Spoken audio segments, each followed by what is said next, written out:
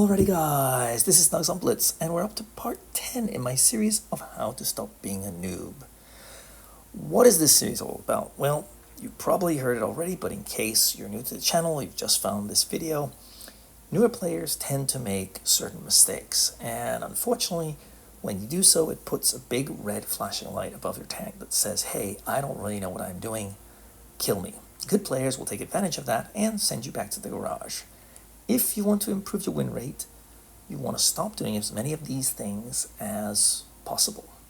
Now, I still make mistakes every day, but I know what I'm doing, and I know why I made the mistake. Many people don't know what they're doing. That's the problem. That's why they're stuck at 45%, 46%, 47%, despite having 60,000, 80,000 battles. They're still playing like, sorry, a noob, someone who doesn't know what they're doing.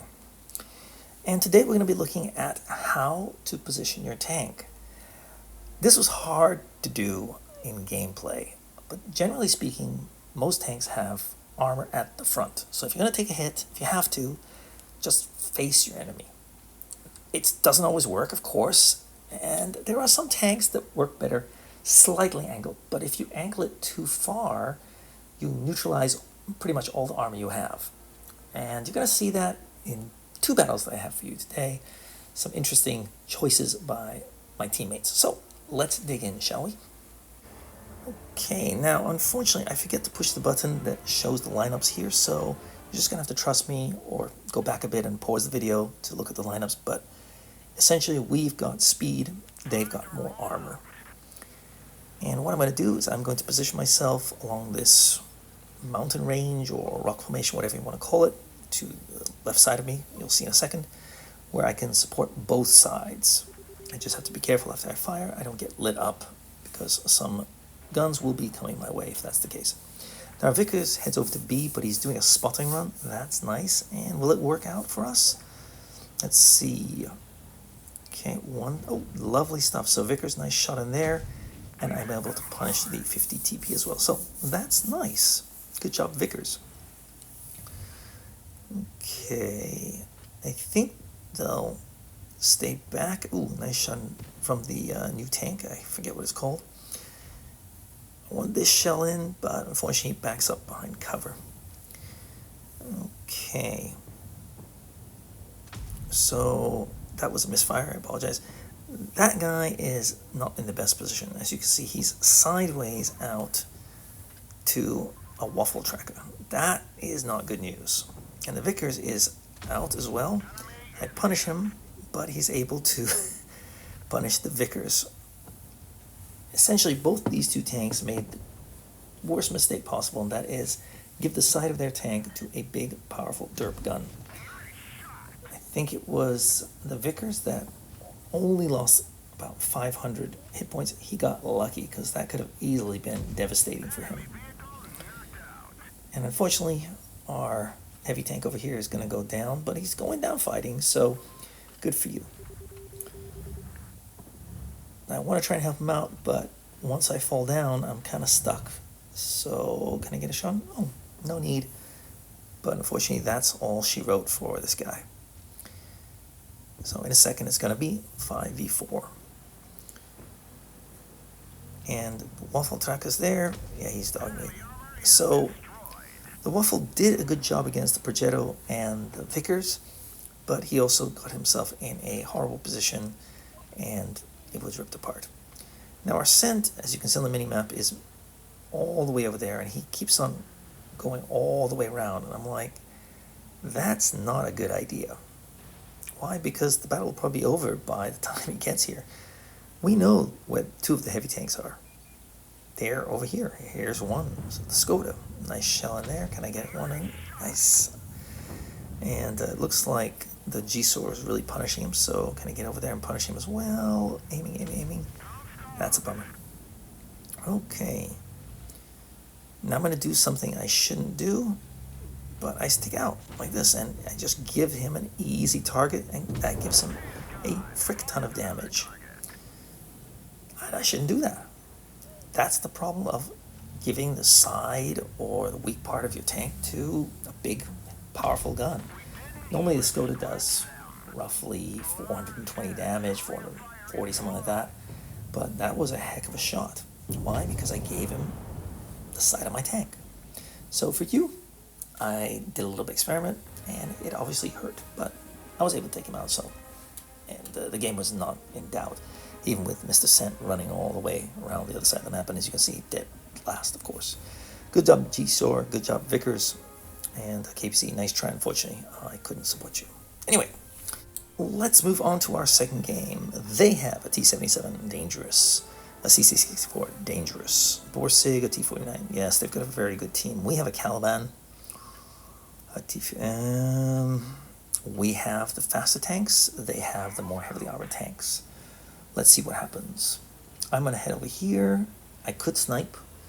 I am a TD after all, but this is kind of a medium, so I'm going to go in and help out the T-54 lightweight, front-lining it. Will it work out? Let's find out. Okay, that's the guy I do not want to get hit by because my tank is pretty paper thin. And a T-54 lightweight takes a little hit from the Vickers, shoots, and I'm able to punish the Vickers, but now watch this T-54 lightweight come out sideways, and he introduced himself to the T-49's derp gun. And now he's pretty much a one-shot. And you don't want to do that. CDA comes in, causes trouble, and runs away. Doesn't know what he's doing. I'll punish this guy, one shot in there, and I don't take any hits in return. That's nice. Love to take him out. CDA is going to get him, I think, but stops and blocks me. But a little bit lucky because this guy pops on up and decides to get vaporized. I mean, walking into my gun. That's not what you want to be doing if you're in a light armor tank, like the Borsig is. So the T-54 came out sideways towards a derp gun. Big mistake. Now he's pushing in against the T-77 and the VK at the back, and he's dead, of course. I mean, why are you pushing in frontally against two heavy tank guns? It's not going to go well for you. The T-54 lightweight is a flanking tank. Use your speed, get around tanks, cause trouble from the rear, from the side. Frontally, it ain't going to work. Anyway, still got plenty of health. I haven't taken any hits. That's good news. Aiming in. Nice shot in there. I don't think this will be a tough battle, but unfortunately, it does turn out to be a little bit of an issue. Nice shot in there. IS-6 seems a bit scared. Can we get rid of this guy? I mean, he's all by his lonesome. He doesn't know what he's doing. I missed that shot. Great. T-28. No, a Caliban's there. I mean, he could rip him apart, but he's got to choose the right ammo. Can you take him out? He does indeed. Okay, and now I want the T-77, but he's going to run away. I've got plenty of hit points, but my gun doesn't intimidate. So maybe IS-6, you've got armor. If you go forward, I'll help you out. Caliban, your gun's a derp gun. They'll be terrified of you. Okay, looks like I'm gonna have to do it. Joy. Okie dokie. I'm gonna see if I can find just one of those tanks. Hopefully the tank that has the least hit points. So T-77 would be nice. I don't know how many hit points the T-49 has, but let's see. Will it pay off for me, or will I get wrecked in the process? Okay. They're going to the base. That's something you should never really do. But it is what it is, and T-49's been lit up, so that's good news for me because I can just finish him off. He just, again, walked into my gun. So T-49 really needs to stay hidden, behind cover, that's camo reset kind of thing. He did not do that. So, game over for him. Now we know where the T-77 is. Aiming in, this is a tough shot. Yeah, I didn't think that one's going to connect. And that guy's not going to last, I don't think. T-77's gun is pretty deadly. Can I hit him? Nice shot in there as he turned his turret. And he misses his shell, so now I'm just going to punish him. I don't care if I take a hit, because I know he's only got one shell left at most. So, can I finish him off though? Indeed I can. And now, thanks to, I guess, the Caliban wrecking the CC, yeah, we've got this in the bag. Poof. There you go.